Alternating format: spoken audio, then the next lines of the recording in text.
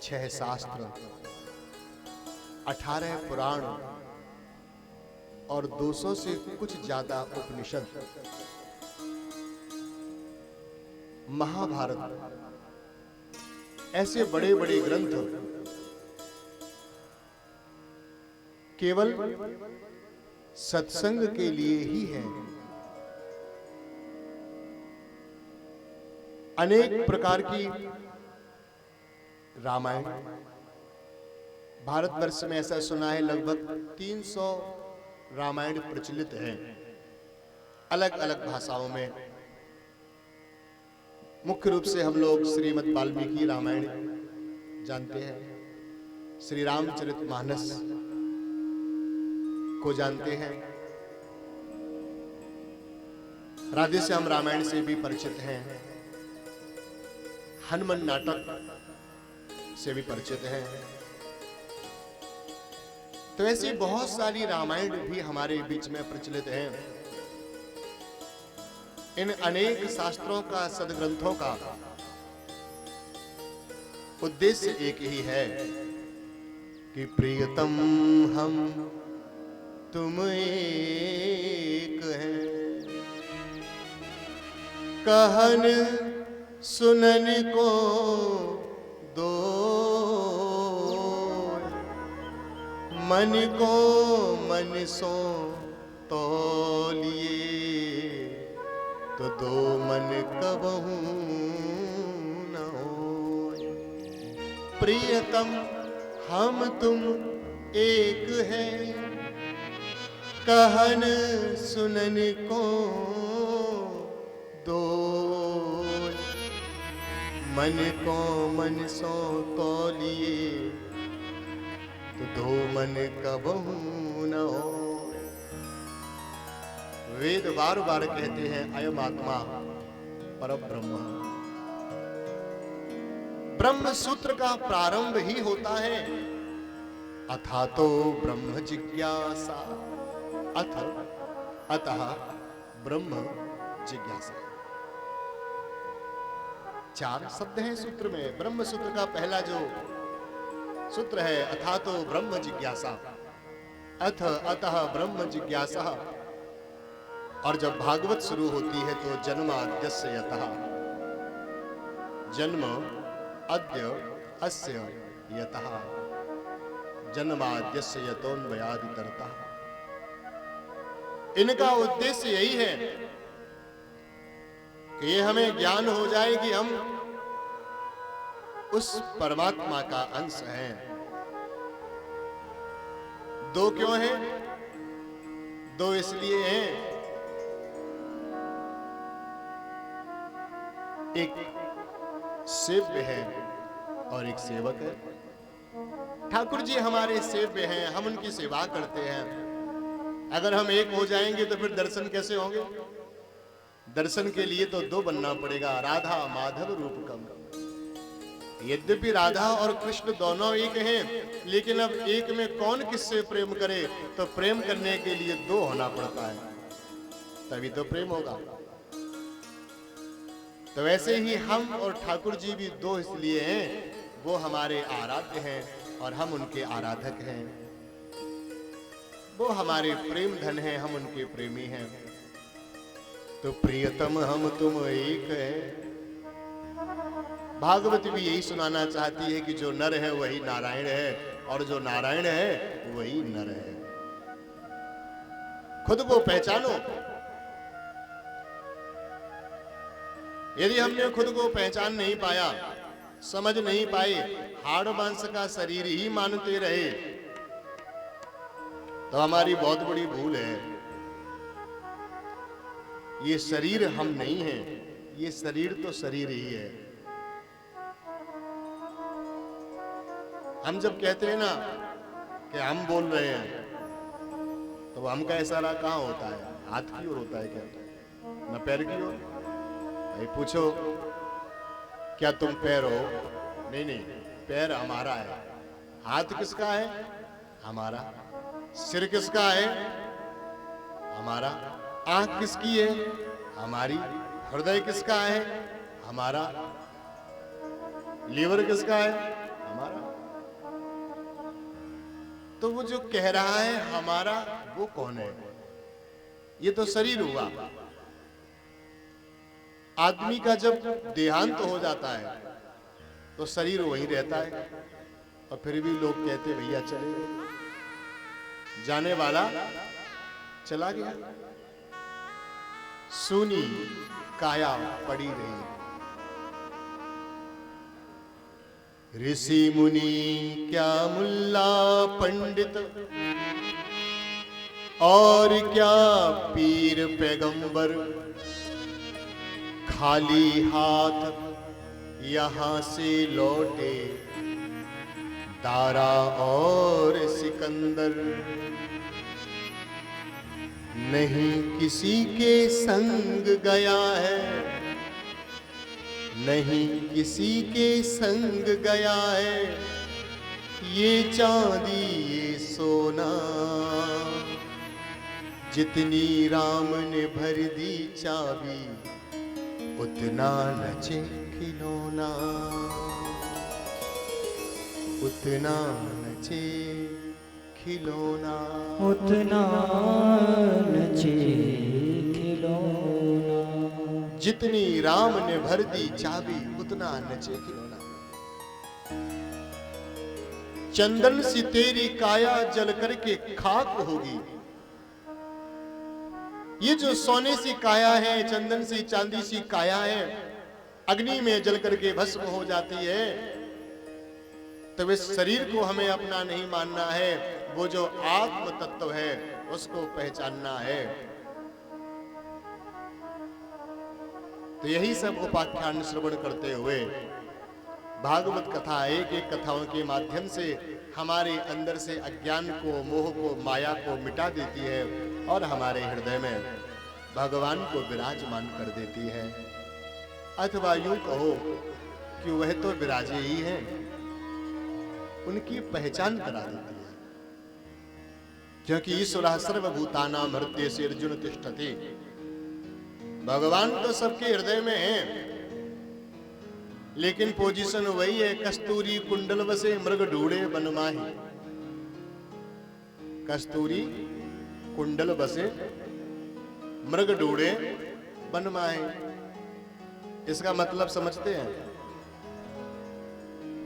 हम पहले जब पढ़ते थे ना, तो कस्तूरी कुंडल, तो कुंडल से मतलब सीधा हमारे कानों के पास जाता था। हम सोचते थे कस्तूरी कुंडल, फिर हम सोचते कि कस्तूरी कुंडल बस से समझ में नहीं आती बात। तो मुझे बाद में मालूम पड़ा जब थोड़ा बड़ा हुआ कि हिरण की जो नाभि होती है उसे कुंडल बोलते हो, वहां कस्तूरी का वास होता है, वहां से कस्तूरी की खुशबू आती है। जब कभी हवा चलती है उसे कस्तूरी की खुशबू आती है, तो वो सारे जंगल में दौड़ता है उस खुशबू के पीछे, जबकि वो उसके नाभि में होती है, उसके हृदय में, और उसमें सुगंध बाहर से आती है। ऐसे ही परमात्मा है हमारे हृदय में, हम ढूंढते बाहर हैं, हृदय में विराजमान है, और हमारे ही नहीं सभी जीवों के हृदय में विराजमान है। इसलिए किसी भी जीव से न कभी द्वेष करे, ना हिंसा करे, ना किसी के लिए अपशब्द कहे, ना किसी की बुराई करे, क्योंकि वस्तुतः वो परमात्मा के लिए ही शब्द जाते हैं। आप जब किसी को भोजन कराते हैं ना, तो वो एक रूप में भोजन भगवान को ही होता है, क्योंकि सभी के अंदर भगवान है। आप जब किसी गरीब को जल पिलाते हैं, आप किसी गरीब को खाना देते हैं, आप गाय को रोटी देते हैं, तो वो भगवान को ही रोटी है। तो भगवान की तो जो परम भक्त हुए, उन्होंने सभी जीवों में भगवान के दर्शन किए हैं। महाराज, भागवत के चतुर्थ स्कंध में बड़ा ही सुंदर ध्रुव चरित्र आया। राजा परीक्षित ने कहा श्री सुखदेव भगवान से कि आदरणीय, कल आपने हमको महाराज मनु की पुत्रियों की बात बताई कि 3 पुत्रियां थी, आकुति, देवहूति, प्रसूति। उनका अलग अलग प्रजापतियों से विवाह हुआ। उनकी संतानों के विषय में हमको बताया, लेकिन महाराज मनु के जो 2 पुत्र थे उनके विषय में भी हम सुनना चाहते हैं। आप हमें उनके विषय में जरा बताएं। तो जाए उत्तान पादस्य सुनीति सुरुचिस्तयोः सुरुचिः प्रेयसी पत्युर नेतरायत्सुतो ध्रुवः। जाए उत्तान पादस्य,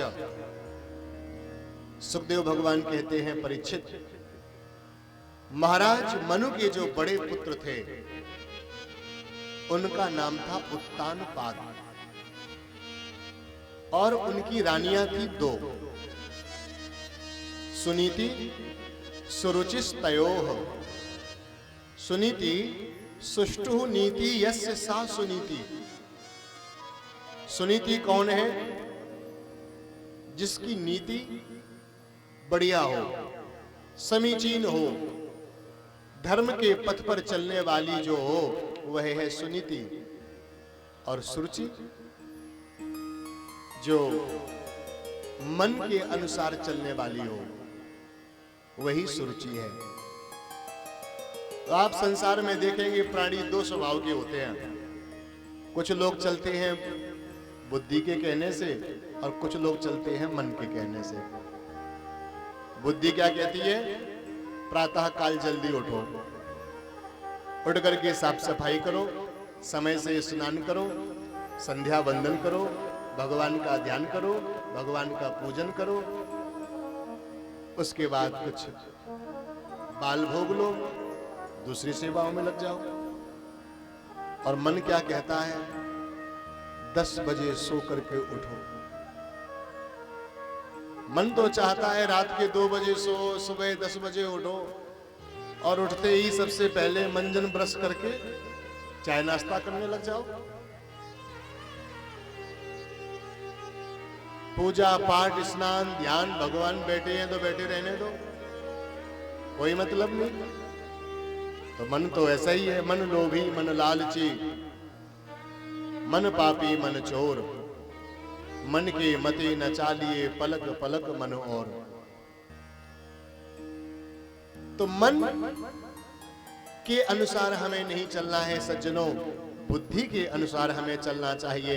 बुद्धि कहती है सुबह जल्दी उठो, और बुद्धि ये भी कहती है कम खाओ, और कम खाओ साथ में गम खाओ। कम खाना चाहिए और गम खाना चाहिए। कम खाने वाला कभी बीमार नहीं पड़ता और गम खाने वाले का कभी झगड़ा झंझट नहीं होता। बोलो राधे राधे। किसी ने कुछ कह दिया, उसने कहा चलो कोई बात नहीं। किसी ने आंख दिखा दी, उसने हाथ जोड़ दिए, गम खा गया। किसी ने थप्पड़ भी मार दी तो अभी बेचारा हाथ जोड़ के रह गया, चलो बड़े भैया हैं, पापा हैं, चाचा हैं, दाऊ हैं, बात खत्म। तो कम खाने वाला सुखी रहता है और गम खाने वाला भी सुखी रहता है। लेकिन आजकल कम और गम खाने को राजी कोई नहीं है, ना कोई कम खाना चाहता है। जेठानी से पूछो देवरानी से कम खाएगी? देवरानी 5 रोटी खाती, जेठानी सोचती हम 7 खावे, हम कम पड़ रही क्या? कोई गम नहीं खाना चाहता, ना बहू गम खाना चाहती है, न सास गम खाना चाहती है, गम नहीं खाना चाहती। तो कम खाओ तो सुखी, गम खाओ तो सुखी। ये का बात कौन कहेगा? बुद्धि तो कहेगी। मन तो कहता है 1 की 4 कहो। तो महाराज उत्तानपाद की 2 पत्नी है, एक का नाम है सुनीति और एक का नाम है सुरुचि। यहां परम पूज्य श्री डोंगरी जी महाराज अपनी कथा में कहा करते थे कि उत्तानपाद कौन है? जीव ही उत्तानपाद है, हम और आप ही उत्तानपाद हैं। जब हम लोग माता के गर्भ में होते हैं सज्जनों, तो हमारा सिर नीचे होता है और हमारे जो पैर हैं वो ऊपर होते हैं। तो जिसका सिर नीचे हो, पैर ऊपर हो, वही उत्तान पाद है। तो जीव ही उत्तान पाद है और जीव की बुद्धि ही पत्नी है। बुद्धि में भी भेद बताया डोंगरे जी महाराज ने कहा, एक सद्बुद्धि और एक असद बुद्धि। असद बुद्धि को ही हम लोग यहां मन कह रहे हैं, यद्यपि मन अलग चीज है। सद्बुद्धि सदकार्यों में लगाने वाली, असद बुद्धि झगड़े और झंझट में फंसाने वाली। देखो, सद्बुद्धि असद बुद्धि दोनों ही साथ साथ चलती है। जब आप अपने दरवाजे पे झाड़ू लगा रहे होते हैं तब कौन सी बुद्धि काम कर रही है बताइए? जब आप अपने दरवाजे पर झाड़ू लगा रहे हैं तो कौन सी बुद्धि काम कर रही है? सद्बुद्धि। और जब आप कूड़ा पड़ोसी के दरवाजे पर कर देते हैं तो कौन सी बुद्धि काम कर जाती है? असद बुद्धि। जब आपने अपने दरवाजे पर झाड़ू लगाई तो सद्बुद्धि ने अपना काम किया और आपने कूड़ा इकट्ठा कर दिया पड़ोसी के दरवाजे पे, असद बुद्धि ने भी अपना काम कर दिया। सफाई तो हुई लेकिन नहाने का मौका नहीं मिला और पड़ोसी से झगड़ा शुरू हो गया। तो सद्बुद्धि और असद बुद्धि दोनों ही हमारे अंदर है, लेकिन हमको चलना है सद्बुद्धि के कहने से। एक छोटी सी कथा मैंने सुनी कि एक आदमी कहीं किसी बंगले में रहने के लिए गया तो आसपास के जो बंगले वाले थे बड़े ईर्ष्यालु लोग थे। उन्होंने देखा कि हमारा नया पड़ोसी आया है बंगले में। अब जो आसपास के बंगले वाले पुराने थे सीनियर, उन्होंने क्या किया, अपने अपने घरों से कूड़ा ले जा करके चुपके से उसके घर में, उसके बंगले में फेंक दिया। बेचारा वो सुबह उठा, उसने देखा बंगले में कूड़ा ही कूड़ा पड़ा चारों तरफ बाउंड्री के अंदर। वो समझ गया कि ये पड़ोसियों का काम है हमको परेशान करने के लिए, ताकि हम परेशान होके लड़ें झगड़ें और ये सब इकट्ठे होके हमसे लड़ने के लिए आ जाएं तो हम भाग जाएंगे। उसने देखा कि सारे पड़ोसियों ने अपने अपने बंगलों की सफाई करके कूड़ा हमारे यहाँ फेंकवा दिया। उसने क्या किया, उसके बंगले में बहुत सारे पेड़ लगे थे, पेड़ों में सुंदर सुंदर फल लगे हुए थे। उसने एक एक टोकरी में बढ़िया सुंदर सुंदर सेब, अनार, चीकू, केला, पपीता भरवा भरवा के ऊपर से पन्नी पैक करा के सारे पड़ोसियों के घर भिजवा दिया। पड़ोसियों ने विचार किया कि देखो, हमने तो बेचारे के घर में कूड़ा फेंका और ये कितना भला आदमी ये हमारे घर में फल भिजवा रहा है। पड़ोसियों को लज्जा आई, बेचारे आए, आके उन्होंने हाथ जोड़े, कहा महाराज हमने तो आपके यहाँ कूड़ा फेंका था, आप हमारे यहाँ फल भिजवा रहे हैं, आप धन्य हैं। उस व्यक्ति ने कहा नहीं नहीं, इसमें धन्यता की कोई बात नहीं, जिसके घर में जो होता है आदमी वही भिजवाता है। तुम्हारे घर में कूड़ा था, तुमने कूड़ा भिजवाया। हमारे घर में भगवान ने फल फूल दिए थे, हमने आपके घर में फल फूल भेजे हैं, इसमें कोई हमारी धन्यता नहीं है। पड़ोसी शर्मा गए, वह समझ गए कि अब आगे से हमें कभी ऐसा काम नहीं करना है। तो सद्बुद्धि और असद बुद्धि, इसको समझना है। सद्बुद्धि के बताए हुए मार्ग पर हमें चलना है। तो सुखदेव भगवान कहते हैं, परीक्षित, उत्तान पाद की दो पत्नियां हैं, सुनीति और सुरुचि। सुनीति के जो पुत्र हुआ उसका नाम था ध्रुव, और जो सुरुचि के बेटा हुआ उसका नाम रखा गया उत्तम। दोनों के नाम का भी अच्छा अर्थ किया संतों ने। ध्रुव माने सत्य, अटल, दृढ़, और उत्तम माने अच्छा। लेकिन उत्तम में क्या है, उत प्लस तम बना हुआ है, और तम कहते हैं अंधेरे को। उत माने उत्कृष्टता को, उच्चता को, माने अंधकार का शिखर जो हो वो उत्तम है, और दृढ़ता का जो शिखर है वो है महाराज ध्रुव। तो सुनीति का फल है दृढ़ता, और सुरुचि का जो फल प्राप्त हुआ वह था उत्तम। दिखने में तो अच्छा है लेकिन उसके पीछे अंधेरा है। तो दोनों ही माताओं का अपने अपने बच्चों से बड़ा प्रेम था, लेकिन जो सुरुचि का स्वभाव था बड़ा ईर्ष्या का स्वभाव था। वह तो हमेशा ये विचार करते कि कैसे भी हो हमारा बेटा है वही राजगद्दी पर बैठे, लेकिन करे क्या, खुद तो रानी छोटी है और सोच रही हमारा बेटा भी छोटा है। अगर हम बड़ी रानी होती वो हमारा बेटा बड़ा होता तो राजगद्दी पर बैठता, हम राजमाता होती। लेकिन मेरा बेटा राजगद्दी पर नहीं बैठ पाएगा, सुनीति का बेटा राजगद्दी पर बैठेगा। अगर मैं किसी तरह से सुनीति को अपने घर से निकाल दूं, महल से निकाल दूं, तो फिर छोटी बड़ी रानी जो भी रहूंगी वो मैं ही रह जाऊंगी और मेरा ही बेटा रहेगा। तो जब महलों में मेरा बेटा रहेगा तो राजगद्दी पर भी मेरा ही बेटा बैठेगा।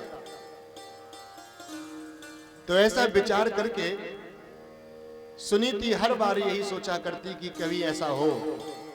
सुरुचि विचार किया करते कि मैं किसी तरह से सुनीति को घर से निकाल दूं।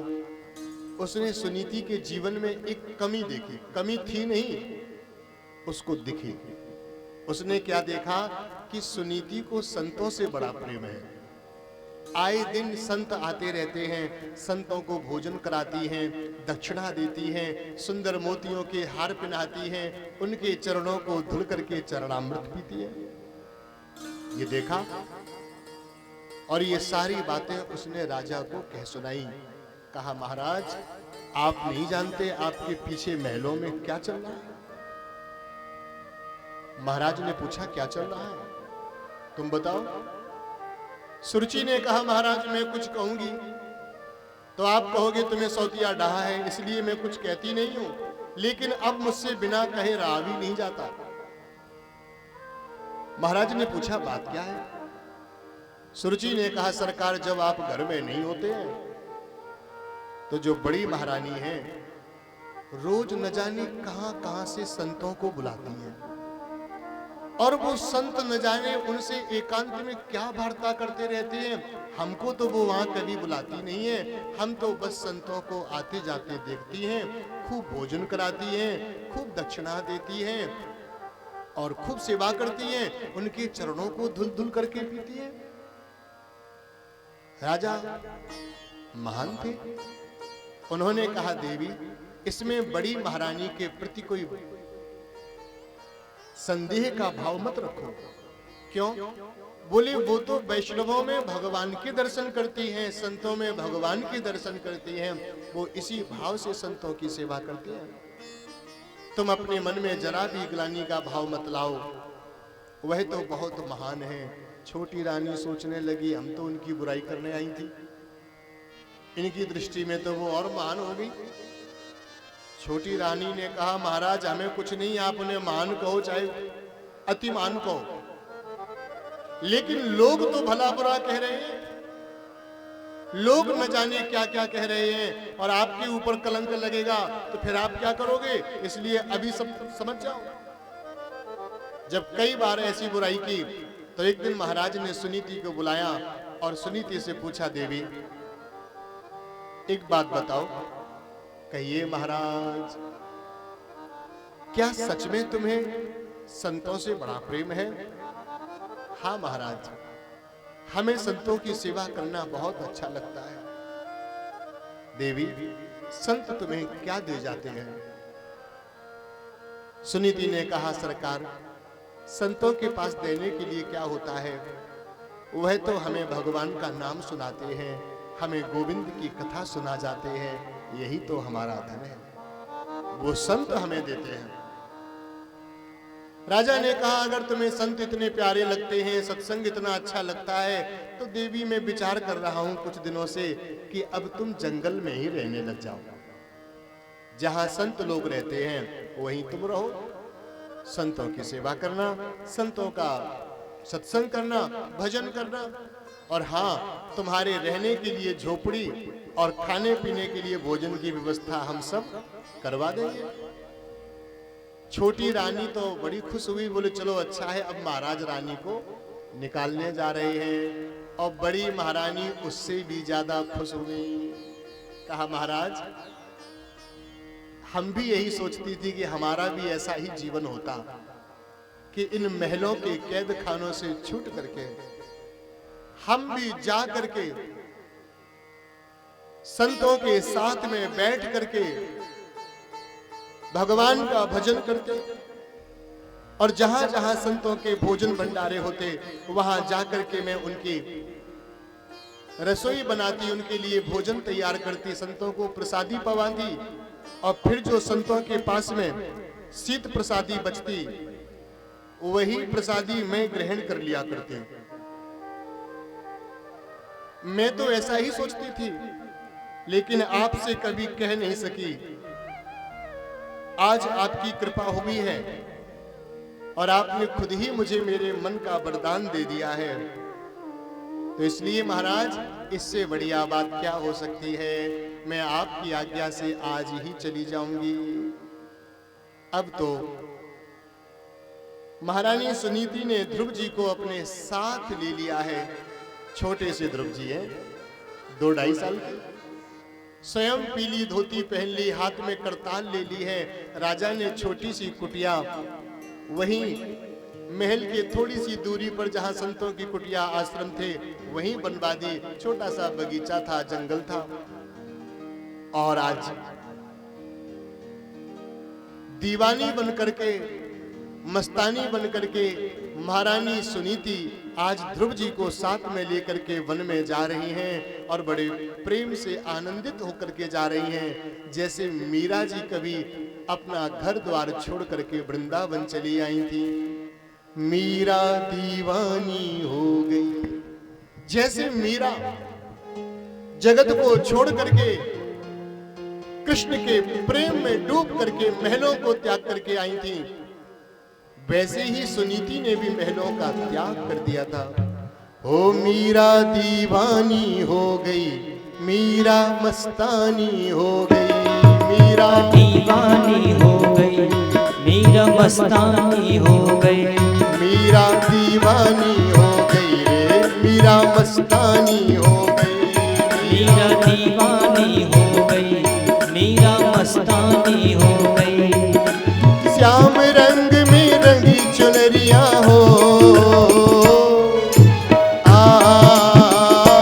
मीरा दीवानी हो गई, मीरा मस्तानी हो गई, ओ मीरा दीवानी हो गई, मीरा मस्तानी हो गई।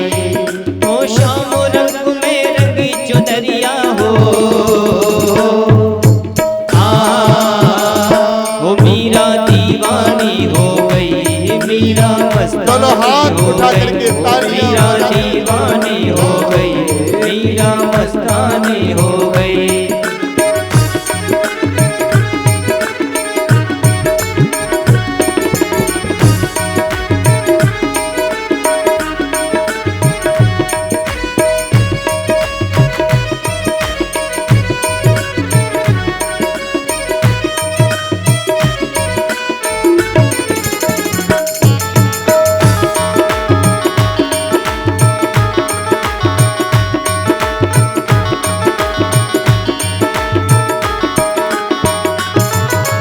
डाड़ा की राजधानी छोड़ी लोक लाज सब खोई, राणा की राजधानी छोड़ी लोक लाज सब छोड़ी, रंग के श्याम रंग में चूनर मीरा जी ने ओढ़ी, रंग राम रंग की चूनर मीरा जी ने ओढ़ी, रंग के श्याम रंग में चूनर मीरा जी ने ओढ़ी, रंग के चूनर श्याम रंग की मीरा जी ने ओढ़ी।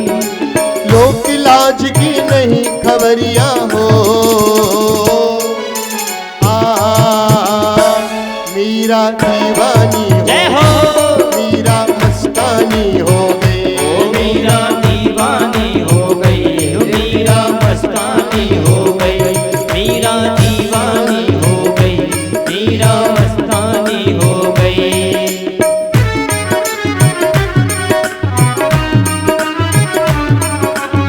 हरि बोल।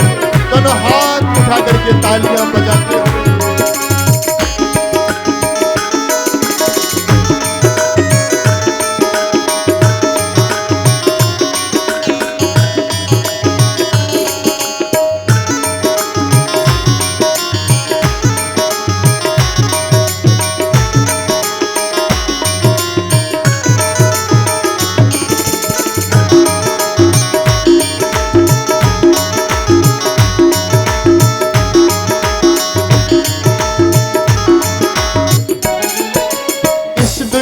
से प्रीति तोड़ के श्यामल रंग चढ़ाया।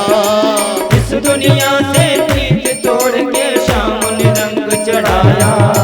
साथ सभी का दिया छोड़ और गिरधर गिरधर गाया। साथ सभी का दिया छोड़ और गिरधर गिरधर गाया।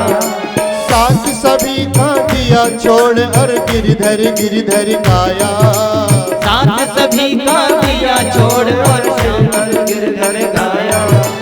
वो तो ऐसी भई पवरिया हो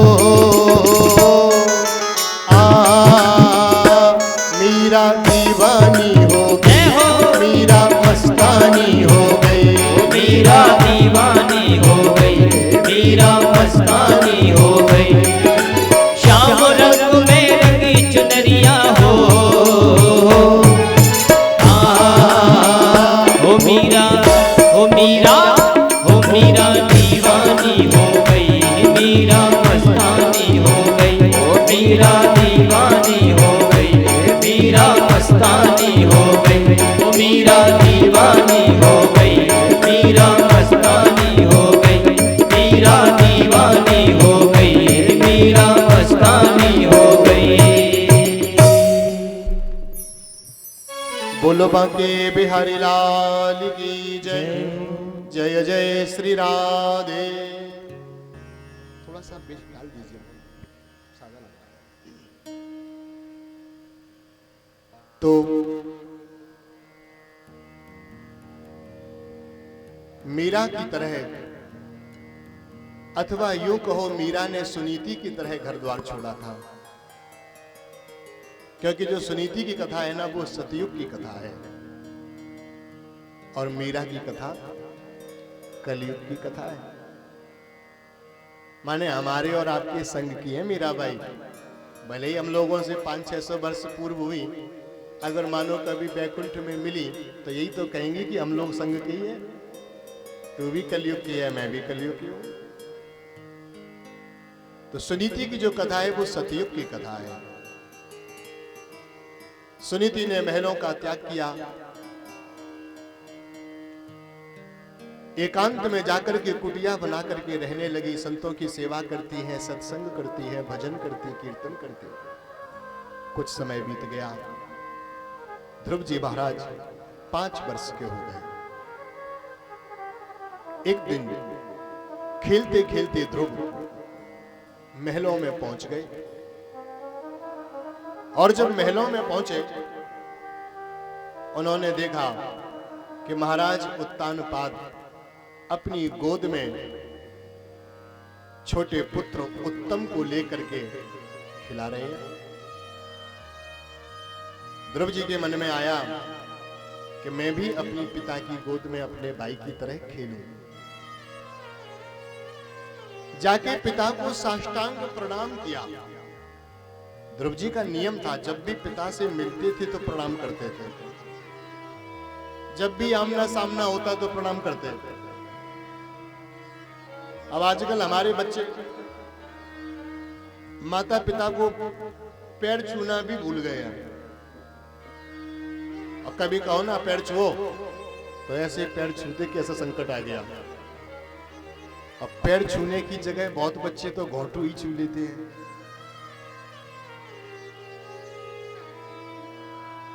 ध्रुव जी ने साष्टांग प्रणाम किया। पिता ने देखा, लेकिन मन में विचार किया कि पीछे रानी सुरुचि खड़ी हुई है और ये सुनीति का बेटा है, मैंने गोद में लिया तो न जाने ये अपने मन में क्या सोचेगी और ये फिर लड़ाई की बात ही करेगी। स्वभाव कर्कशा था सुरुचि का। राजा ने गोद में नहीं लिया। कुछ कारण ये भी रहा होगा कि यहां से कोई नई घटना घटनी थी। अगर महाराज ध्रुव को गोद उठा लेते तो ध्रुव को फिर भगवान गोद नहीं लेते। अगर आज ध्रुव को पिता की गोद मिल जाती तो आने वाले कल में ध्रुव को भगवान की गोद नहीं मिल पाती। कभी कभी हमारे जीवन में कुछ बुरा होता है ना, तो उसका कुछ अच्छा भी होता है। ऐसा लोगों का अनुभव है कि अच्छे के लिए ही बुरा होता है। जैसे माता पिता ने क्रोध करके बच्चे को घर से निकाल दिया, पढ़ता लिखता निकल जा घर से। घर से निकाला तो बच्चे को बुरा लगा, लेकिन वही बच्चा एक दिन जब दिल्ली गया, मुंबई गया, गुजरात गया और वहां जाकर के उसने मेहनत की और मेहनत करके फिर उसने कोठी बनाई, बंगला बनाया, फिर अपने बूढ़े माँ बाप को लेकर के अपने बंगले में गया और जाकर के सेवा करने लगता है। फिर वह बालक सोचता है, पिताजी अगर उस दिन आपने डांट करके हमें घर से भगाया ना होता तो आज हम कुछ जीवन में हासिल नहीं कर पाते। माता पिता बच्चे को डांट करके पढ़ाते हैं, बच्चे को तो कष्ट होता है, उड़ा दे उड़ो पढ़ो। बच्चे को क्या लगता है कि माता पिता बहुत बुरे हैं, बड़ा कष्ट देते हैं, सुबह नींद आ रही उठा दिया। लेकिन वो थोड़े समय की मेहनत जब वही बच्चा कलेक्टर बन करके डीएम की कुर्सी पर बैठता है, तब उसको याद आती है कि देखो मम्मी हमारी भलाई के लिए ही सुबह सुबह जगाती थी। और एक बच्चा ऐसा भी होता है जो बेचारा सिर पे गोबर डाल रहा हो, सोचता है कि अगर हमारे भी जब पापा हमको उठाते थे, पढ़ो बेटा, हम पढ़ लेते तो आज यहाँ क्यों परात ढो रहे होते। नहीं पढ़ा अभी तो करना पड़ता है।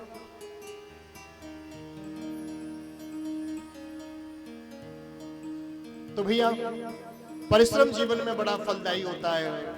कहने का मतलब मेरा यही था कि कभी कभी कुछ बुरा भी होना तो उसका भी अच्छा ही होता है। ध्रुव जी को आज राजा ने गोद नहीं लिया, ध्रुव जी खुद ही पिता की गोद में चढ़ गए। ये दृश्य सुरुचि ने देखा। देखते ही सुरुचि को बड़ा क्रोध आ गया और सुरुचि ने डांट करके बालक को पिता की गोद से नीचे उतार दिया। ए मूर्ख, कहां से आ गया? न हाथ पांव धुले, न जाने कहां से भगा दौड़ा चला आ रहा है, आगे सीधा पिता की गोद में, उधर नीचे। डांट करके नीचे उतार दिया। खबरदार, आज के बाद जो कभी महल में आया और सावधान, महाराज की गोद तो बिल्कुल मत बैठ जाना। ध्रुव जी ने कहा, माता क्या ये हमारे पिता नहीं है? सुरुचि ने कहा कि ये तुम्हारे पिता तो हैं, लेकिन मैं तुम्हारी माता नहीं हूं। और महाराज की गोद में वही बैठेगा जो मेरे गर्भ से जन्म लेगा। अगर तू भी चाहता है पिता की गद्दी पर बैठूं, पिता की गोद मुझे मिले, तो इसके लिए तो तुमको वन में जाना पड़ेगा। तपसा आराध्य पुरुषम, तपस्या करके परम पुरुष भगवान की आराधना करो और भगवान तुम्हें जब वर दे दें तो उनसे वर मांगना कि मुझे सुरुचि के गर्भ से जन्म दे दे। जब तू मेरे गर्भ से जन्मेगा तभी राजा की गोद में बैठेगा, तभी राजा बनेगा, अन्यथा नहीं। ध्रुव जी ने कहा, माता तो ठीक है, अब मैं आपके पास में तभी आऊंगा जब भगवान से वर ही मांग लूंगा, तब तक नहीं आऊंगा। ऐसा कहकर के ध्रुव जी वहां से निकल पड़े। लेकिन आज जो भरी सभा में बेइज्जती हुई है, उसने ध्रुव के हृदय को छलनी कर दिया, टूट गया हृदय। आंखों से अश्रुपात होने लगे हैं, पांव कांपने लगे हैं। आज अपनी माता की तरफ रोते रोते ध्रुव जी जा रहे हैं। मार्ग में लोग पूछते हैं, बेटा क्या हुआ? ध्रुव जी किसी से बात नहीं करते हैं, सीधे माँ के पास जाते हैं। और माता सुनीति ने रोते हुए जब पुत्र को देखा तो उठा करके सीने से लगा दिया। मेरे लाल, क्या हुआ तुम्हें? मामंगलम तात परे सुमस्था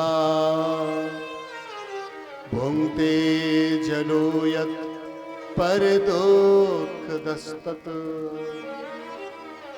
माता ने कहा, बेटा तुम्हें क्या हुआ? कोई अमंगल हुआ? कोई कष्ट मिला? किसी ने कुछ कहा? बेटा, संसार में कोई किसी को दुख नहीं देता है। दुख और सुख देने वाले हमारे कर्म ही होते हैं। धर्मात्मा है ना, तो धर्म की बात ही कर रही है। जानती है, महल गया तो वहां या तो इसकी पिटाई हुई है, या ऐसे डांट पड़ी है, या ऐसे भगाया गया है, तभी रो रहा है। तो सुनीति ने पहले ही कह दिया, बेटा कोई किसी को दुख नहीं देने वाला है यहाँ, ना कोई किसी के दुख का कारण है। सुख और दुख का कारण तो हमारे कर्म होते हैं। अगर हम अच्छे कर्म करेंगे तो हमें सुख मिलेगा, और हम गलत कर्म करेंगे तो हमें दुख मिलेगा। कर्मणा जायते जंतु कर्मणैव विलीयते, सुखम दुखम भयम क्षेमम कर्मणैवाभिपद्यते। हम लोग क्या चाहते हैं कि हमें सुख मिले, लेकिन हम सुख के लिए कर्म नहीं करना चाहते हैं, धर्म नहीं करना चाहते हैं। सुख मिलता है धर्म से। धनात् धर्मम ततः सुखम। जब हमारे जीवन में धर्म नहीं होगा, केवल धन ही धन रह जाएगा, तो कितना भी धन हो भाई बहनों, हम उस धन से सुख नहीं भोग पाएंगे। आप देखेंगे संसार में बहुत लोग ऐसे मिलेंगे जिनके पास में धन बहुत होगा, लेकिन बच्चा बच्ची कुछ नहीं होगा। उस धन का कोई मतलब नहीं। बहुत लोग आपको ऐसे भी मिल जाएंगे, उनके पास रुपया पैसा नौकर चाकर बहुत होंगे, खाने पीने के लिए घरों में काजू बादाम के बड़े बड़े बोरे भरे होंगे, लेकिन डॉक्टर ने कह रखा है केवल मूंग की दाल का पानी पीना। हमारे वृंदावन में एक सेठ जी हैं, हम उनको जानते हैं, बहुत बड़े संपन्न व्यक्ति हैं, बड़ी बड़ी उनके पास में फैक्ट्रियों के मालिक हैं, लेकिन भोजन क्या है? बस दाल का उबला पानी। ना नमक डाल सकते हैं, ना घी डाल सकते हैं, कुछ नहीं। बाजार का तो कुछ छू ही नहीं सकते हैं, केवल दाल का पानी ही उन्हें 2-3 बार आधी आधी गिलसिया दिया जाता है। अब बताओ, ऐसे जीना पड़ रहा है। कपड़े पहन लेते हैं तो शरीर में इंफेक्शन हो जाता है, बहुत हल्का कपड़ा जरा सा कुछ पहनना पड़ता है, खाल छूटती शरीर से। अब बताओ, धन तो है लेकिन सुख नहीं ले सकते हैं। उससे तो वो गरीब आदमी बढ़िया है जो बाजार में गया, बिहारी जी के मंदिर में, सोचा कि रबड़ी यहाँ बहुत बढ़िया मिलती है, आधा किलो रबड़ी ली और वहीं बैठ के खा ली। बोलो राधे राधे। और आगे चला, फिर वहां देखा बढ़िया भल्ला बन रही है गर्मा गर्म देसी घी में, भैया 2 भल्ला बना दो। बड़ी वाली टिक्की बनी आलू की, देसी घी की बढ़िया, वो उसने पाई। फिर थोड़े आगे चला तो खुरचन की बड़ी बढ़िया कुलिया बिकती मिली। उसने कहा चलो वृंदावन आई, थोड़ी खुरचन भी खा लो। फिर खुरचन भी खा ली, और फिर जब अपने पहुंचा तो जो घर से पूरी सब्जी लेके गया वो भी खा ली, सो गया।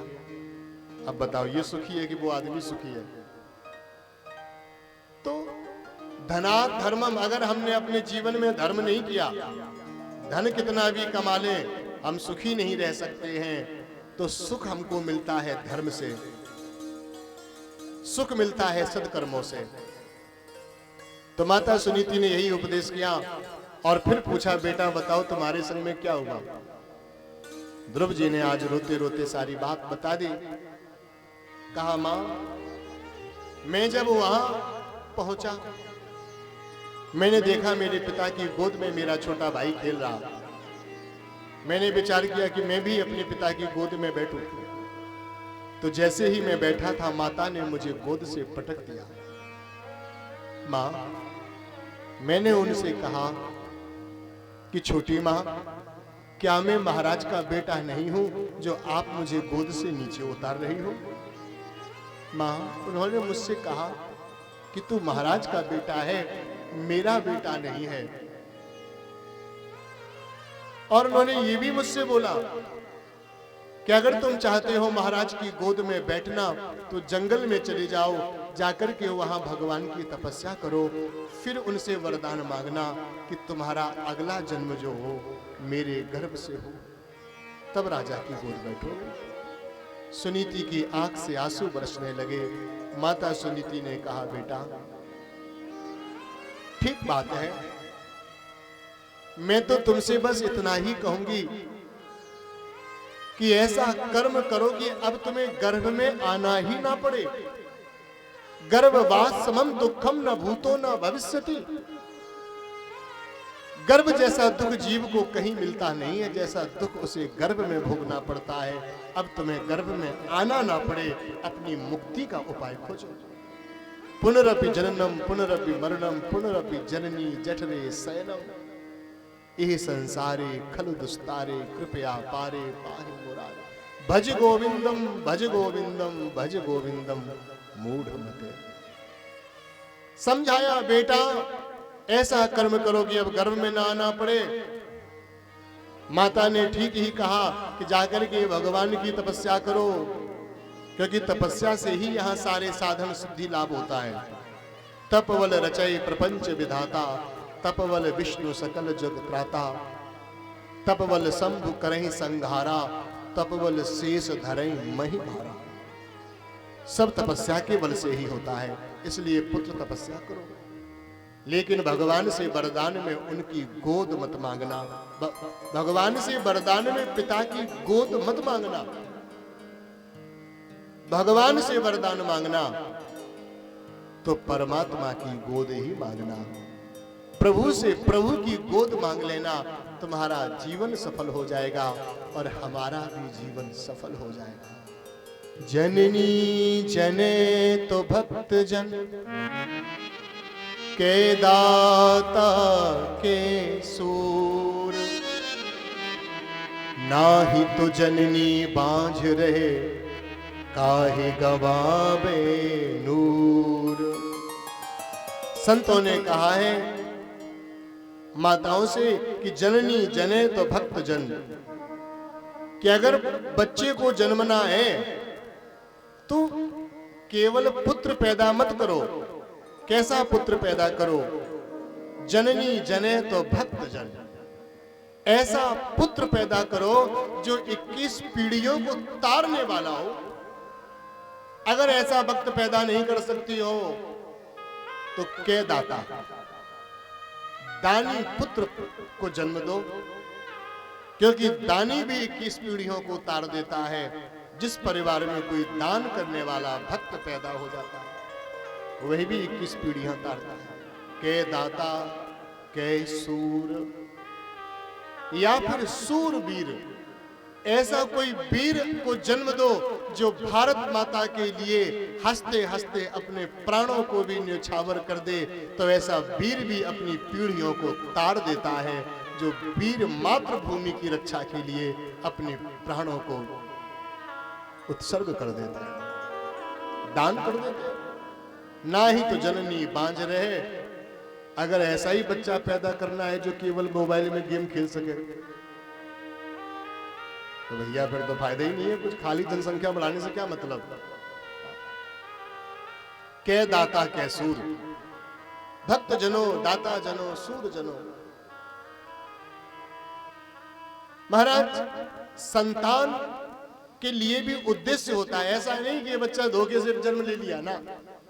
सोच करके हमें अपना बच्चा कैसा चाहिए, वीर चाहिए, योद्धा चाहिए, दानी चाहिए, भक्त चाहिए, संत चाहिए, कोई उद्देश्य तो हो, तब संतान को जन्म दो और बालक को उसके लक्ष्य की ओर ले जाओ। सुना है जब माता मदालसा अपने बच्चों को शिक्षा देती थी तो कहती थी, शुद्धोसी बुद्धोसी निरंजनोसी। तू शुद्ध है, तू बुद्ध है, तू निरंजन है। शिक्षा मिलनी चाहिए। आज सुनीति ने शिक्षा दी, बेटा जाओ भगवान का भजन करो और भगवान की प्राप्ति करो। ध्रुव जी महाराज चल पड़े। महल घर छोड़ करके आज ध्रुव जी एकांत में जंगल में तपस्या करने के लिए जा रहे हैं और मन में सोच रहे हैं, मैं 5 साल का, ठाकुर जी हमें कैसे मिलेंगे। मैं कितना अधम हूँ ये तुम ही जानो। ध्रुव जी अपने मन में विचार कर रहे थे कि प्रभु मैंने तो कोई भक्ति नहीं की, मेरे पास कोई अनुभव नहीं है, मेरे पास तो अभी तक कोई सद्गुरु नहीं है, कैसे आप मुझे मिलोगे। लेकिन ध्रुव जी के जीवन में दैन्य है, दीनता है, और जो जी बने गरीब तो मिले गरीब निवाज। तो इसीलिए आज ध्रुव जी मानो प्रार्थना करते हुए जा रहे हैं, मैं कितना अधम हूँ ये तुम ही जानो। मैं कितना अधम हूँ ये तुम ही जानो। मैं कितना अधम हूँ ये तुम ही जानो। मैं कितना अधम हूँ ये तुम ही जानो। मैं क्या चाहता हूँ ये तुम ही जानो। मैं क्या चाहता हूँ ये तुम ही जानो। मैं कितना अधम हूँ ये तुम ही जानो। मैं कितना अधम हूँ ये तुम ही जानो। मैं क्या चाहता हूँ ये तुम ही जानो। मैं क्या चाहता हूँ ये तुम ही जानो। मैं कितना अधम हूँ ये तुम ही जानो। मैं कितना अधम हूँ ये तुम ही जानो।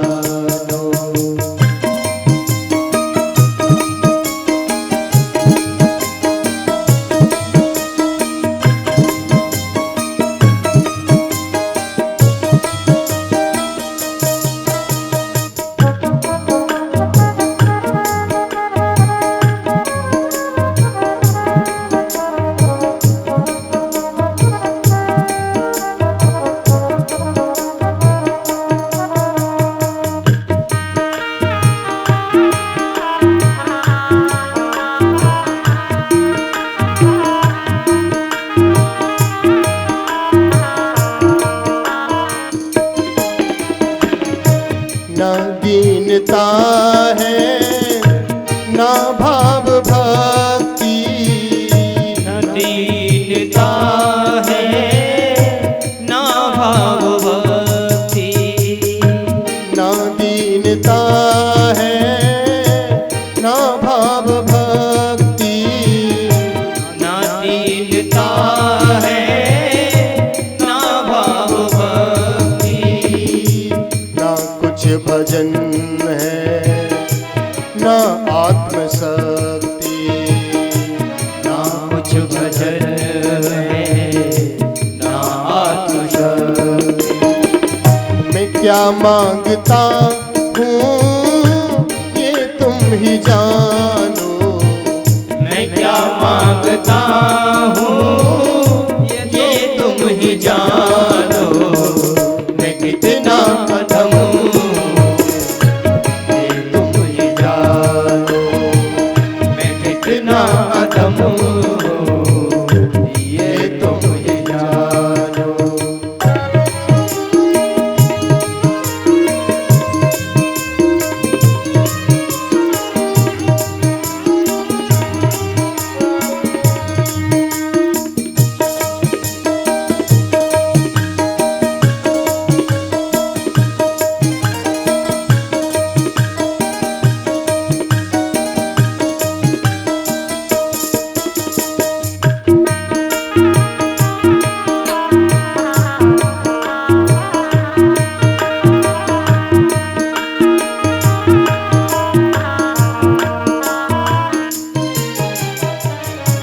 दुनिया से मुझको फुर्सत न मिलती।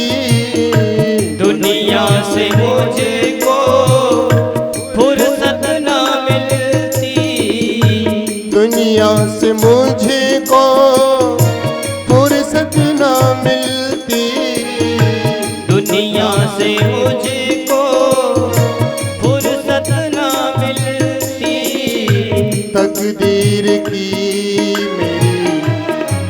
भटकन न मिटती, तकदीर की मेरी भटकन न मिटती।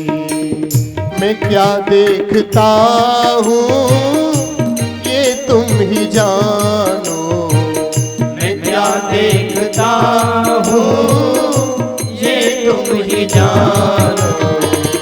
मैं कितना अधम हूँ ये तुम ही जानो। मैं कितना अधम हूँ ये तुम ही जानो। मैं क्या चाहता हूँ ये तुम ही जानो। मैं क्या चाहता हूँ ये तुम ही जानो। मैं कितना अधम हूँ ये तुम ही जानो। मैं कितना अधम हूँ ये तुम ही जानो।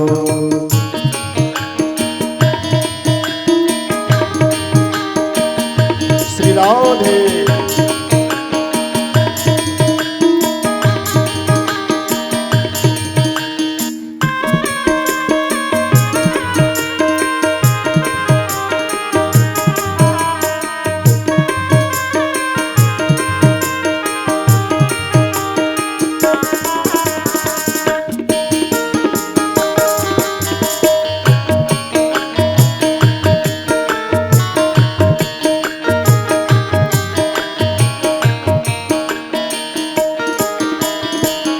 यही दर्द दिल में तड़पन है भारी, यही दर्द दिल में तड़पन है भारी।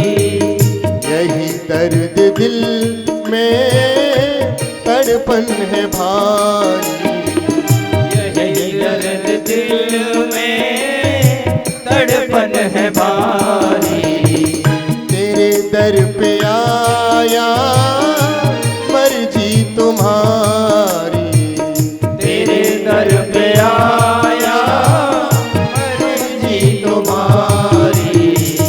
मैं पागल बना क्यों ये तुम ही जानो, मैं पागल बना क्यों ये तुम ही जानो।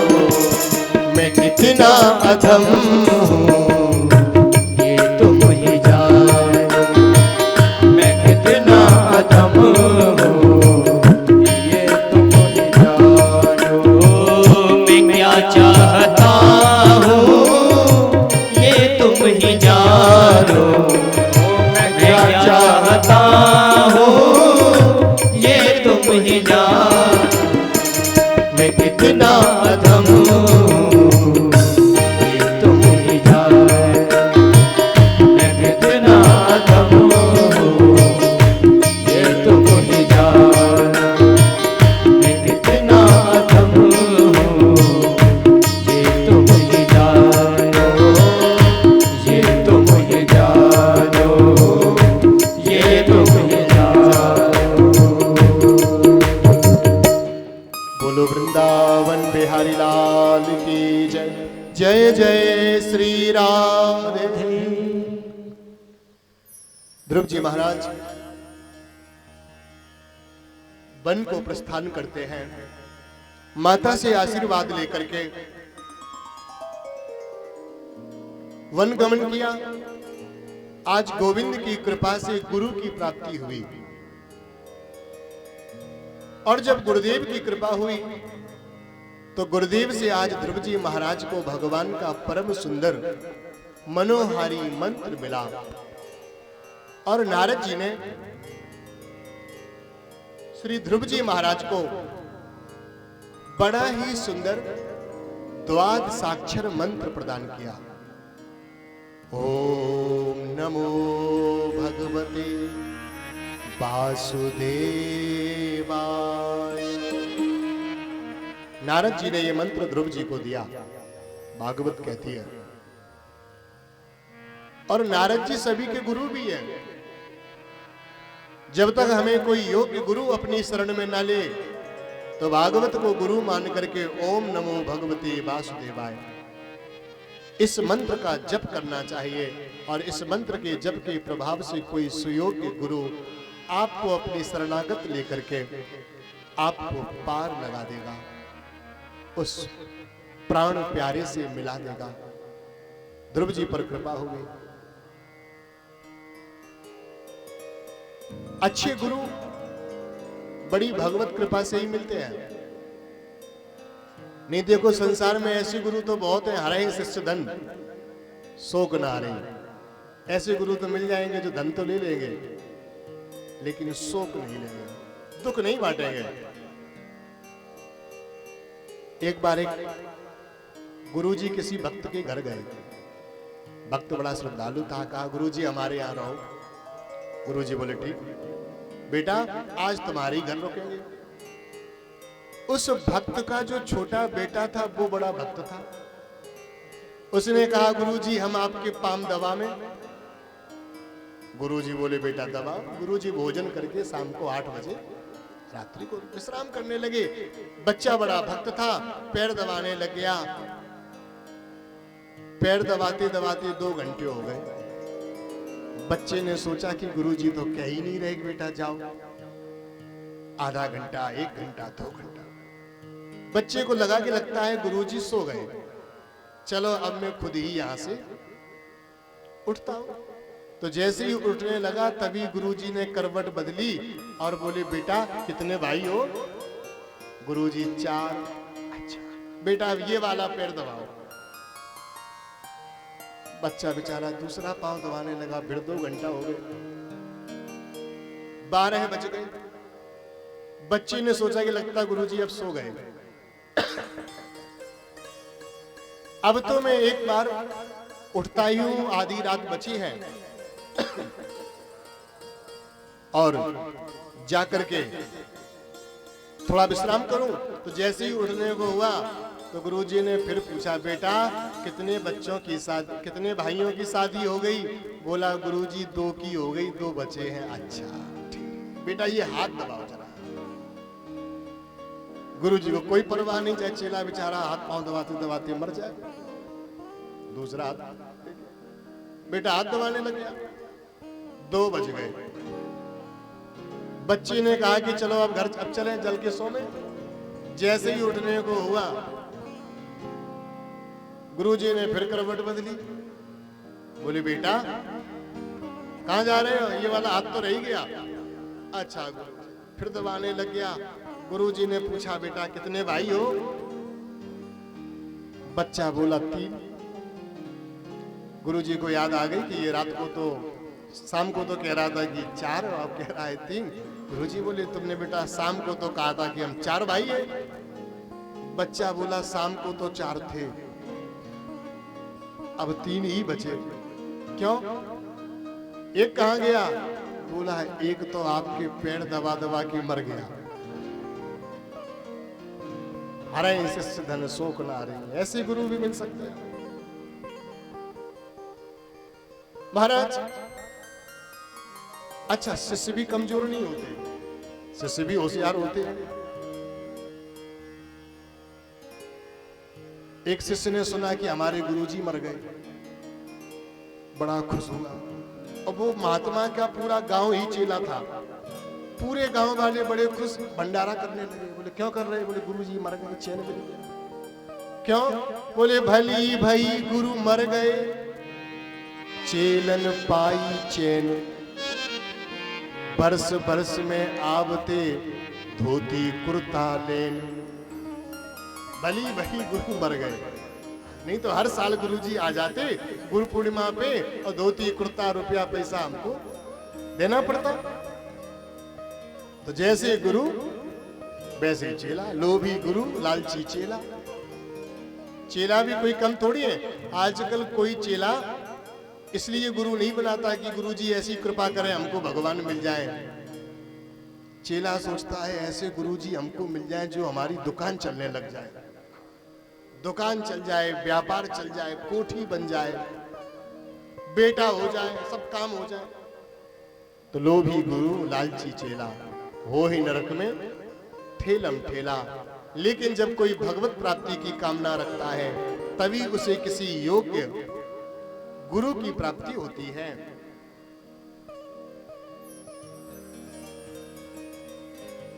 तो नारद जी महाराज ने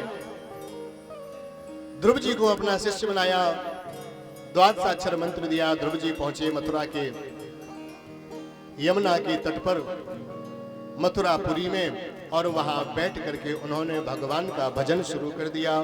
त्रिरात्रांते त्रिरात्रांते कपित्थ बदरासनः। 3 दिन तक एक आसन से बैठते हैं और बैठ करके भगवान का भजन करते हैं। 3 दिन बाद उठते हैं, थोड़ा सा पत्र पुष्प ग्रहण करते हैं।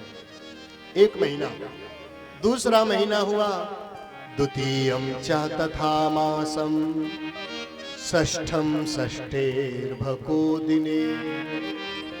सुखदेव जी कह रहे हैं, हे परीक्षित, जब उस बालक की तपस्या का दूसरा महीना शुरू हुआ तो 6-6 दिन तक एक आसन से बैठता, उसके बाद उठता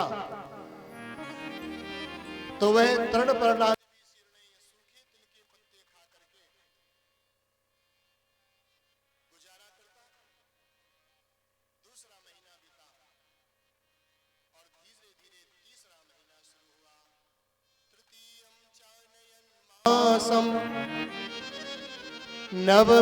नवमे हनी।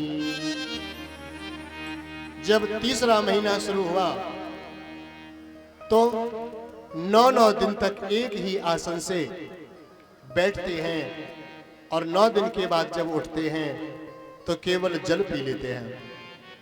चतुर्थम अपवै मासम द्वादशे द्वादशे हनी। चौथा महीना आया तो 12 दिन तक एक आसन से तपस्या, और 12 दिनों के बाद केवल श्वास ले लेते हैं। जब 5वां महीना आया तो फिर आसन को जीत लिया, श्वास को भी जीत लिया। ना आसन से उठे, ना उन्होंने श्वास ही ली, बस जैसे बैठे थे वैसे ही बैठे रह गए, समाधि में लीन हो गए। ये है ध्रुव की तपस्या। तब भगवान मिलते हैं।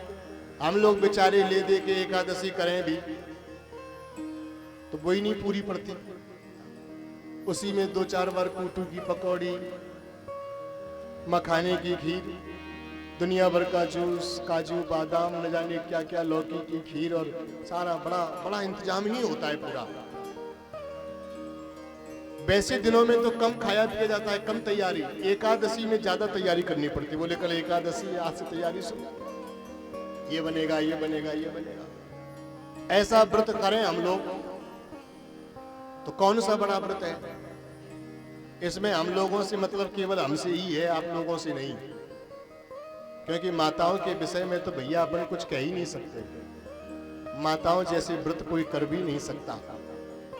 ऐसे ऐसे व्रत कर लेती हैं कि पानी की एक बूंद तक नहीं पीती। ऐसे ऐसे व्रत करती हैं, और साल में कई कई व्रत कर लेती हैं। बोली ये करवा चौथ का व्रत है, ये संतान गोपाल सप्तमी का व्रत है, ये फलाने का व्रत है, ये फला का व्रत है, ये फला का व्रत है। साल में कई व्रत, माने इनके तो हफ्ते में 1-2 व्रत पड़ी जाने हैं। और एक भी व्रत बेचारी अपने लिए नहीं करती। ये पति के लिए है, ये पुत्रों के लिए है, ये फला के लिए है, ये फला के लिए है, अपने लिए कोई व्रत नहीं। इसलिए माताओं बहनों से हमेशा बना के चलो। ये बात खासकर पुरुष भाइयों से निवेदन कर रहा हूं कि माताओं बहनों से कभी बिगाड़े नहीं मालूम पड़ा करवा चौथ का व्रत चल रहा हो पति की लंबी उम्र के लिए, और आपने बिगाड़ खाता कर लिया और चुपके से उन्होंने एक घूंट पानी पी लिया, तो खतरा किसको होगा? उनको थोड़ी खतरा है, खतरा तो पति को है। इसलिए माताओं बहनों से कभी नहीं बिगाड़े, क्योंकि हमारी लंबी उम्र के लिए व्रत वही करती हैं, हमारी संपन्नता के लिए व्रत वही करती हैं, हमारे व्यापार के लिए व्रत वही करती हैं, और हमारी धन संपत्ति के लिए, सुख समृद्धि के लिए व्रत वही करती हैं। और एक भी व्रत अगर तोड़ दिया तो बट्टा बैठ गया। इसलिए बना के चलो। ध्रुव जी महाराज ने ऐसे कठिन व्रत किए। जब 5 महीने तपस्या के पूरे हुए तो भगवान से रहा नहीं गया, और फिर हमारे भगवान श्री नारायण गरुड़ जी के ऊपर बैठ करके ध्रुव जी को दर्शन देने के लिए मथुरापुरी में प्रकट हुए। बोलिए श्री लक्ष्मी नारायण भगवान की जय हो। भगवान प्रकट हुए, आसमान से पुष्पों की वर्षा होने लगी। गरुड़ जी के पंखों से वेद की ऋचाओं का गान होने लगा। साम वेद की ऋचाएं गरुड़ जी के पंखों से निकलती हैं।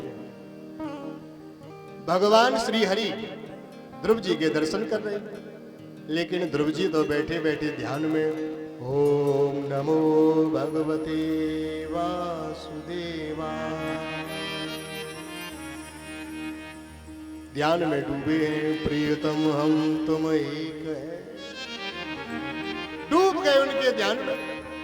अब यहां सामने कौन खड़ा कौन देखे, जब हृदय के अंदर ही दर्शन हो रहे हैं तब बाहर आंखें खोल के कौन देखे। ध्रुव जी ने आंख नहीं खोली तो भगवान ने क्या किया, ध्रुव जी के हृदय से जो मोहिनी मूर्ति थी उसको निकाल दिया। जैसे मोहिनी मूर्ति अंतर ध्यान हुई तो बस फिर ध्रुव जी से नीर आ गया, नेत्र खुल गए।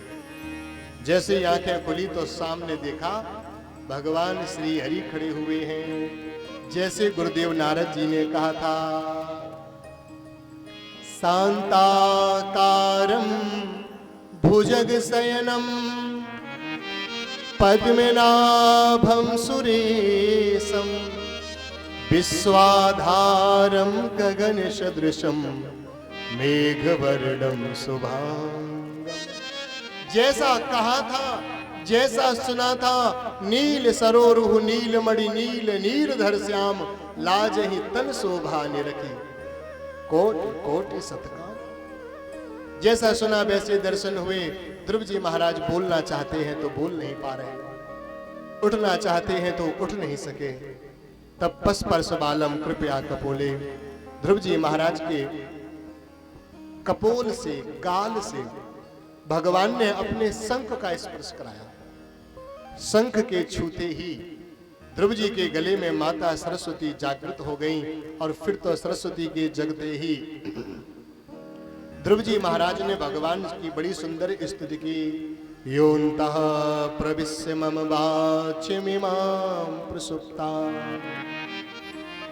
संजीवयत्यखिल शक्तिधरः स्वधाम्ना अन्याश्च हस्तचरण श्रवणत्वगादि प्राणान्नमो भगवते पुरुषाय तुभ्यम्। भगवान श्री हरि की ध्रुव जी ने बड़ी सुंदर स्तुति की। भगवान प्रसन्न हुए, कहा वरदान मांगो। ध्रुव जी ने कहा सरकार अब कुछ मांगना नहीं है। क्यों? बोले अब कुछ मांगने की इच्छा नहीं है। भगवान ने कहा मांगने तो आए थे, अब कुछ मांगते क्यों नहीं हो? बोले प्रभु तब आपको देखा नहीं था, जब मांगना था तब आपको देखा नहीं, और अब आपको देख लिया है तो अब आपके सिवा मांगने की कोई इच्छा ही नहीं रह गई है। प्रभु हमने मन में सोचा था कि आपसे पिता की गोद मांगेंगे। मेरी माता ने कहा तुम प्रभु से प्रभु की गोद मांगना, और हे गोविंद आपको देख करके मुझे ऐसा लग रहा है आपसे आपकी केवल गोद न मांगे, आपको पूरा ही मांग ले तो कैसा रहेगा।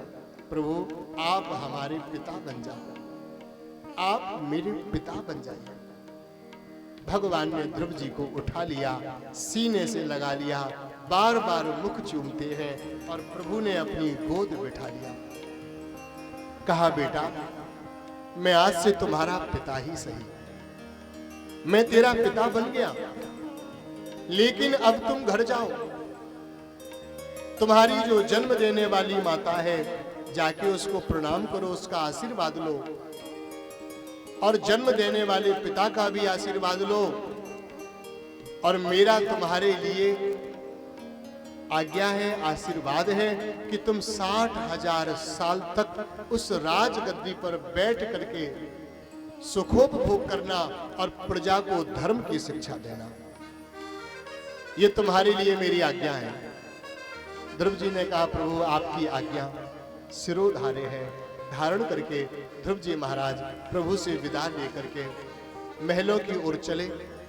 तो मार्ग में ध्रुव जी ने देखा हमारे पिताजी आ रहे हैं, और पिता ने आकर के ध्रुव के माथे को चूमा। ध्रुव जी ने प्रणाम किया और फिर पिता ने गोद उठा लिया। गोद उठा करके हाथी के पीठ पर बिठा दिया और ध्रुव जी की सवारी निकली। तमाम लोगों ने आज आकर के जय जयकार की है, पूरी प्रजा जय जयकार कर रही है। ध्रुव जी समझ गए ये जय जयकार हमारी नहीं है, ये जय जयकार तो हमारे राम जी की है। जा पर कृपा राम की होई, जा पर कृपा राम की होई, जा पर कृपा राम की होई, जा पर कृपा राम की होई। ता पर कृपा करहि सब कोई, ता पर कृपा करहि सब कोई, ता पर कृपा करहि सब कोई। जा पर कृपा राम की होई, जा पर कृपा राम की होई। राम सिया राम सिया राम सिया राम, राम सिया राम सिया राम सिया राम, राम सिया राम सिया राम सिया राम, राम सिया राम सिया राम सिया राम, राम सिया राम सिया राम सिया राम, राम सिया राम सिया राम सिया राम। ओ राम सिया राम सिया राम सिया राम, राम सिया राम सिया राम सिया राम, राम सिया राम सिया राम सिया राम, राम सिया राम राम सिया राम, राम सिया राम सिया राम सिया राम, राम सिया राम सिया राम सिया राम, ओ राम सिया राम सिया राम सिया राम, राम सिया राम सिया राम। जय जय श्री राधे। ध्रुव जी बड़े प्रसन्न हुए, धूमधाम से सवारी निकली, माता के चरणों में जाकर के दंडवत प्रणाम किया और बड़ी ही सुंदर राजगद्दी पर ध्रुव जी महाराज को बिठाया गया। यद्यपि ध्रुव जी बैठना नहीं चाहते थे, लेकिन ध्रुव जी को यही आदेश था ठाकुर जी का, तो उन्होंने उसको स्वीकार किया। राजगद्दी पर बैठे और सौतेली माता को राजगद्दी पर बैठने के बाद सबसे पहले प्रणाम किया। सौतेली माता सुरुचि को मन में बड़ा दुख हुआ कि देखो मैंने ध्रुव जी के साथ में बहुत गलत किया था, फिर भी ये हमको प्रणाम कर रहे हैं। सुरुचि ने कहा बेटा हमें क्षमा कर देना। ध्रुव जी ने कहा नहीं माता, इसमें कोई क्षमा की बात ही नहीं है, क्योंकि आपने जो किया वो हमारे लिए वही अच्छा था। क्योंकि वैद्य कभी कभी रोग को समूल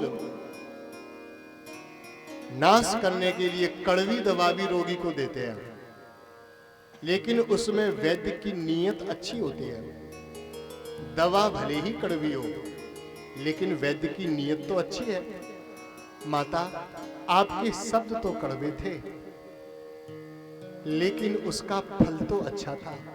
कहा तो आपने यही था कि भगवान की प्राप्ति करो। माँ इसमें क्या बुरा था, और आपने जो कहा मैंने वही किया।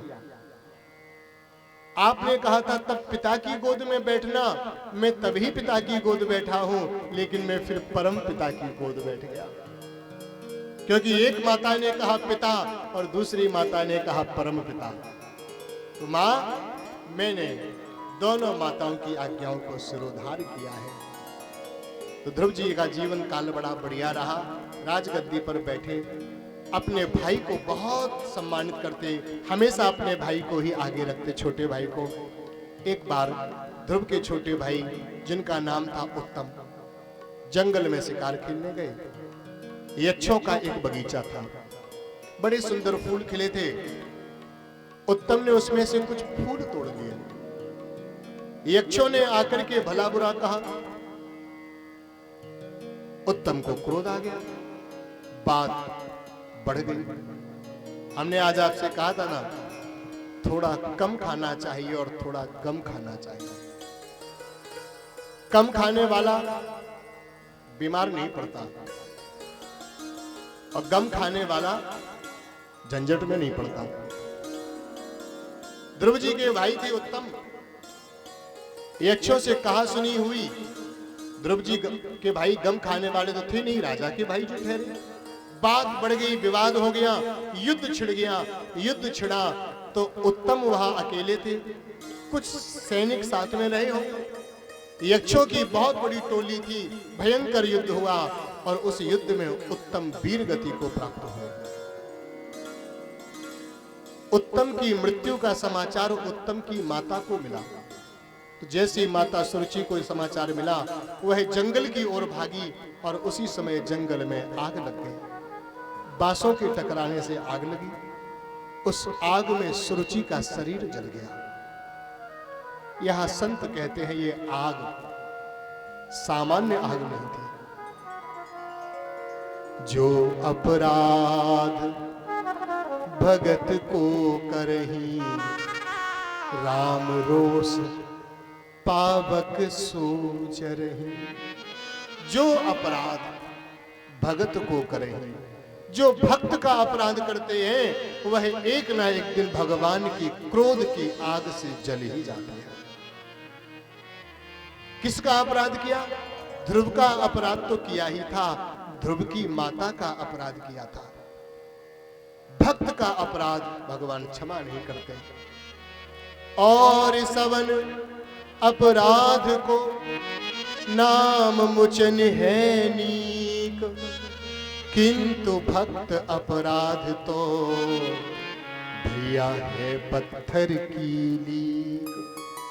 और कोई पाप कर बैठोगे तो भगवान का नाम पापों से निष्पाप बना देगा। कोई पाप करोगे वह पाप भगवान के नाम से मिट जाएगा। लेकिन अगर आपने भक्त का अपराध कर दिया तो है पत्थर की लीक। उस अपराध को भगवान का नाम भी नहीं मिटा सकता। इसलिए वैष्णव अपराध से, संत अपराध से सदैव बचना चाहिए। ध्रुव जी महाराज को समाचार मिला यक्षों के ऊपर आक्रमण किया, तो यक्ष भाग करके अलकापुरी चले गए कुबेर की शरण में।